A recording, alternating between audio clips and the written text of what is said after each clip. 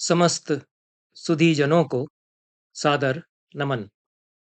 मैंने कल जयशंकर प्रसाद की ध्रुव स्वामिनी के संदर्भ में एक वक्तव्य प्रस्तुत किया है, जो मेरे YouTube के इस चैनल पर देखा सुना जा सकता है। उसमें मैंने यह चर्चा आरंभ की कि किस प्रकार जयशंकर प्रसाद ध्रुव स्वामिनी में इतिहास की एक विस्मृत घटना को नए सिरे से रचते हैं और वे एक बड़ी चुनौती का वर्ण करते हुए साहस के साथ इस घटना के जो नायक हैं और जो नायिका है, उन दोनों के पक्ष में खड़े होते हैं। मैंने यह भी चर्चा की थी कि किस प्रकार से रामगुप्त चौथी शताब्दी में गुप्त राजा हुआ था या नहीं हुआ था, इसको लेकर के दो धड़े इतिहासकारों में हो जाते हैं और कई आधुनिक इतिहासकार इस बात को मानने को तैयार नहीं हैं कि रामगुप्त का अस्तित्व है। भारतीय इतिहास में मानना चाहिए। अभिलेख भी मिल जाता है, ताम्रपत्र भी मिल जाता है, संजन ताम्रपत्र, उसको वे प्रमाण नहीं मानते हैं जिसमें रामगुप्त का उल्लेख आता है। और बाणभट्ट और राजशेखर चर्चा करते हैं रामगुप्त के संबंध में, अथवा चंद्रगुप्त और उसकी भाभी के संदर्भ में, शकपति को चंद्रगुप्त के द्वारा मारने के संदर्भ में, उसको भी वे प्रमाण नहीं मानते हैं। इसका कारण क्या है? उसका कारण एक मानसिकता है और वह औपनिवेशिक मानसिकता इन लोगों की है। ये एक बड़ा विचित्र विरोधाभास भारतीय समाज का है कि जो तथाकथित बहुत प्रगतिशील, ज्यादा पढ़े लिखे इतिहासकार हैं, जो अपने आप को ज्यादा एडवांस समझते हैं, वे अंग्रेजों की दी हुई औपनिवेशिक मानसिकता से ज्यादा आक्रांत हैं। और जो तथाकथित परंपरावादी इतिहासकार या विद्वान हैं, रामकृष्ण गोपाल भंडारकर हुए, अल्तेकर हुए, वे कदाचित उस मानसिकता से अपेक्षाकृत मुक्त हैं। तो द्वंद्व क्या है? द्वंद्व यह है कि इतनी बड़ी रेडिकल घटना हो गई, इतनी बड़ी क्रांतिकारी घटना हो गई, जिसको कि उस समय का समाज भी झेल नहीं पाया, आसानी से पचा नहीं पाया। इसलिए पुराणों ने तो यह कहा, यह मान लिया कि इसका उल्लेख हम नहीं करेंगे, उपेक्षणीय मान करके छोड़ दिया जाए। कुछ साहित्यकार, जो तेजस्वी साहित्यकार हैं, वो जानते हैं और वे उल्लेख करते हैं, कहीं ताम्रपत्र में उल्लेख आ जाता है। अन्यथा रामगुप्त को झाड़ पहुंच करके भारतीय इतिहास से बुहार कर बाहर कर दिया गया, एक तरह से ऐसा लगता है। पर परंपरा में जो तेजस्विता के कण हैं, वे तो दीप्त होते हैं और वे फिर से प्रकाश डालते हैं जो अंधेरे कोने हैं हमारे इतिहास के। वो परंपरा की दीप्ति से उस पर फिर प्रकाश तो आता रहा और यह सवाल तो उठता रहा कि रामगुप्त हुआ था। यह प्रसाद फिर से इस सवाल को उठाते हैं और क्यों इस घटना को याद रखा जाना चाहिए और क्या संदर्भ आज इसका है, इसको लेकर के वे चर्चा करते हैं। वे ध्रुव स्वामिनी में भी इसको लेकर के चर्चा करते हैं। यहीं से प्रसाद की जो पूरी जद्दोजहद है और उनका जो संघर्ष है अपने समकालीन समाज की, जो एक रूढ़िबद्ध दृष्टि है और संकीर्ण दृष्टि है, और स्त्री को लेकर के जो सोच है, उससे वे जूझते हैं ध्रुव स्वामिनी में।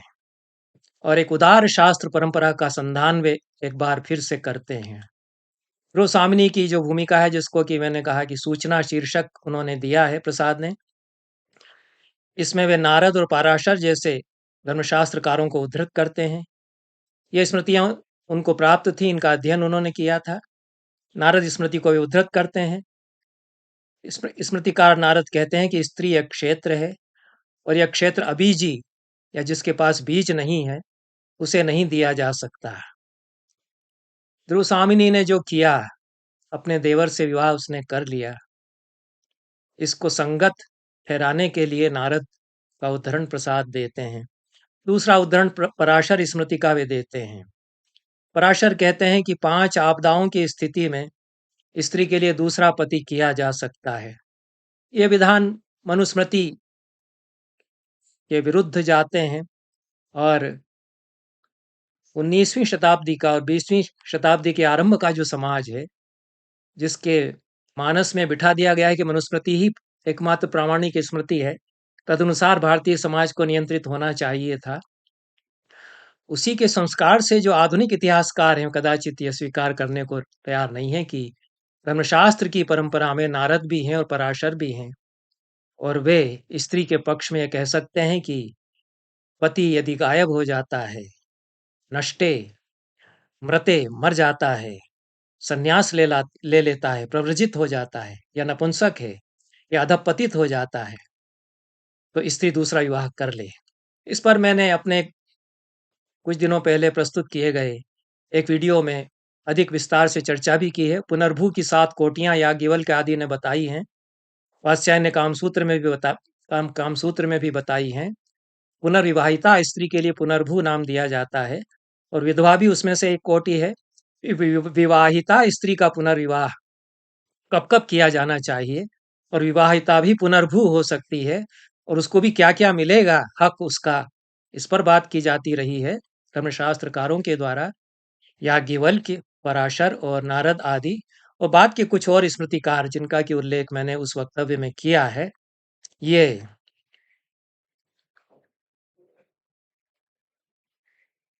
यह बात कहते हैं कि पुनर्भू या पुनर्विवाहिता स्त्री ऐसी ऐसी स्थितियों में होती है, या उसको पुनर्विवाह करने का अधिकार है।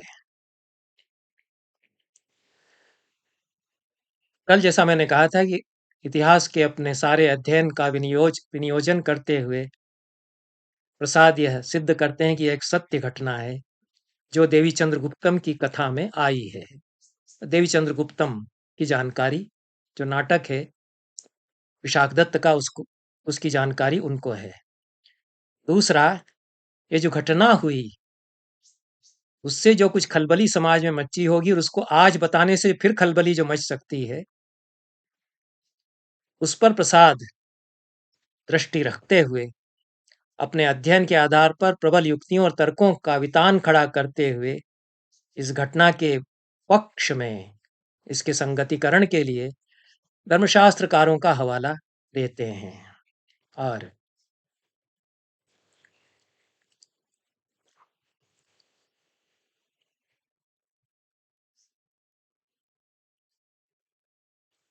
रामगुप्त का अस्तित्व सिद्ध न भी हो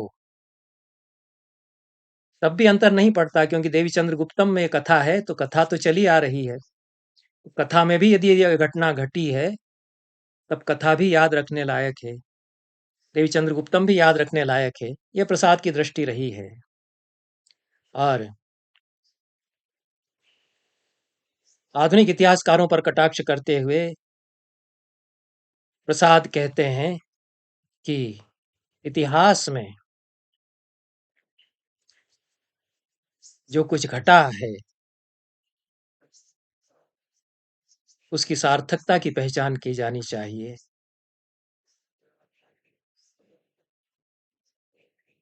उनकी रणनीति का एक अंग है कि इतिहास में भी ये जो पूरी कथा है इसको पुनः स्थापित किया जाए और इतिहास को नए सिरे से गढ़ा जाए, क्योंकि इतिहास तो हम जो बनाते हैं वह इतिहास होता है। इतनी बड़ी इतिहास की अवधारणा लेकर के प्रसाद ध्रुव स्वामिनी लिखते हैं नाटक। और भंडारकर का भी हवाला उन्होंने दिया। भंडारकर अपने सोच में बहुत आगे थे।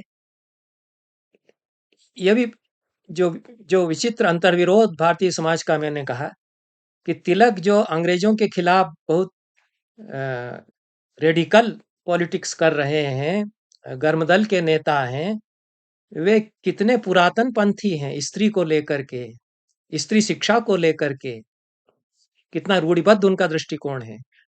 और भंडारकर जो कि अंग्रेजों से कोई लोहा लेने की बात नहीं करते हैं, बड़े विद्वान हैं, वे भी अग्रणी हैं समाज में उस समय। वे बहुत प्रगतिशील सोच रखते हैं इन सारे मामलों में, इतिहास की अपनी व्याख्या में भी और स्त्रियों के पक्ष में भी। तो ये जो तथाकथित आधुनिकता और तथाकथित परंपरावाद, इनमें कौन ज़्यादा सही है भारतीय समाज के लिए? किसकी समझ ज़्यादा अनौपनिवेशिक है? किसकी समझ ज़्यादा औपनिवेशिकता से कम आक्रांत है, ये या आक्रांत नहीं है, ये विचार किया जाना चाहिए। तो तिलक तो बड़े क्रांतिकारी हुए राजनीति के क्षेत्र में, पर समाज दृष्टि जो उनकी है, उसके क्षेत्र में वे बड़े ही पुरातन पंथी थे। तो ये जो भंडारकर के साथ फिर चलते हैं प्रसाद, ये इतिहासकार के रूप में और नाटककार के रूप में उनकी रणनीति का एक अंग बन जाता है और प्रसाद इस रणनीति के तहत ही नारद और पराशर आदि को उद्धृत करते हैं और वे कहते हैं कि कौटिल्य के अर्थशास्त्र में भी यद्यपि विशेष स्थितियों में पति और पत्नी के बीच मोक्ष का विधान किया गया है, जिसकी चर्चा मैंने अपने कुछ दिन पहले के उस वक्तव्य में की है।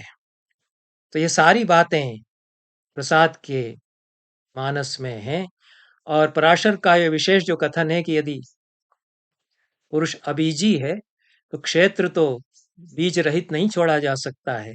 तो जिसके पास बीज होगा, क्षेत्र फिर उसको दिया जाएगा। निर्वीर या निर्बीज के पास तो क्षेत्र नहीं छोड़ा जा सकता है। क्षेत्र रूपी स्त्री का अधिकारी जो बीजधारी है वही होगा। कुछ यह आशय पराशर का है। तो यह इस धर्मशास्त्र के आशय को जोड़ते हुए प्रसाद ध्रुव स्वामिनी के उस उद्धरण से अपने कथानक के अभिप्राय को जोड़ते हैं, जिसमें ध्रुव देवी के लज्जा, कोप, विषाद, भय और अरति का क्षेत्र बन जाने की बात की गई है। यह ध्रुव स्वामिनी में श्लोक आता है। भाव सबलता का श्लोक है, बहुत मार्मिक श्लोक है। ध्रुव स्वामिनी नहीं, देवी चंद्रगुप्तम जो विशाखदत्त का नाटक है, उसमें यह श्लोक आता है। और किस प्रकार से ध्रुव देवी, जिसका नाम दिया है विशाखदत्त ने नायिका का, वह लज्जा, कोप, विषाद, भय और अरति का क्षेत्र बन गई है। प्रसाद इस क्षेत्र शब्द को पकड़ लेते हैं। ये व्याख्या कितनी संगत है यह तो विचारणीय है। और वो कहते हैं कि पराशर कहते हैं कि क्षेत्र खाली नहीं छोड़ा जा सकता है, निर्बीज नहीं छोड़ा जा सकता। और यहाँ मुद्रा राक्षसकार विशाखदत्त जो कि देवी चंद्रगुप्त नाटक लिख रहे हैं, वे ध्रुव स्वामिनी को, ध्रुव देवी उनकी नायिका का जो नाम है, उसको क्षेत्र कह रहे हैं। उनकी, विशाखदत्त की भी परिकल्पना वही थी कि क्षेत्र को चाहिए बीज, बीज तो चंद्रगुप्त देगा। तो यह आधुनिक मनस्विनी नारी का प्रतिरोपण वे इस अपनी व्याख्या के द्वारा ध्रुव स्वामिनी नाटक में करते हैं। ध्रुव देवी का नाम वे ध्रुव स्वामिनी कर देते हैं, यद्यपि उनको मालूम है कि मूल जो रानी का नाम है, चंद्रगुप्त विक्रमादित्य की जो पत्नी बनी उसकी भाभी, उसका नाम ध्रुव देवी था। कदाचित जानबूझ करके वे करते हैं, स्वामिनी उसमें जोड़ देते हैं, उसे एक मनस्विनी नारी के रूप में चित्रित करने के लिए। तो इतना प्रसाद यहाँ पर ध्रुव स्वामिनी में कर रहे हैं। और प्रसाद अंत में जो कहते हैं अपनी सूचना के अंत में, उसको मैं उद्धृत करके यह वक्तव्य अपना समाप्त कर रहा हूँ। यह उनका वाक्य मैं पढ़ रहा हूँ। विशाखदत्त ने ध्रुव देवी नाम लिखा है, किंतु मुझे ध्रुव स्वामिनी नाम जो राजशेखर के मुक्तक में आया है, स्त्री जनोचित, सुंदर, आदर सूचक और सार्थक प्रतीत हुआ, इसीलिए मैंने उसका व्यवहार किया है। राजशेखर का मुक्तक सुंदर है, उसको मैं यहाँ उद्धृत नहीं कर रहा हूँ। उसमें पूरा इतिहास एक तरह से खोला गया है। ध्रुव स्वामिनी नाम उसमें उन्होंने दिया है और कवि की समझ राजशेखर की समझ के साथ में उचित ही ध्रुव देवी के स्थान पर ध्रुव स्वामिनी नाम, जो उनके नाटक के लिए ज्यादा मौजू और युक्त है, प्रसाद चुनते हैं। यह स्त्री जनोचित, सुंदर, आदर सूचक और सार्थक, ये उनके शब्द हैं। वे पूरे इस कथानक को एक इस प्रकार का परिप्रेक्ष्य प्रदान करते हैं प्रसाद। और इसको लेकर के रुसामिनी एक विलक्षण नाट्य कृति है प्रसाद की, इसमें कोई संदेह नहीं। रंगमंच पर उसको जब हम देखते हैं तो क्या सौंदर्य उसमें खिलता है रुसामिनी के आत्मसंघर्ष का, आत्मवेदना का और उससे उसके उबरने का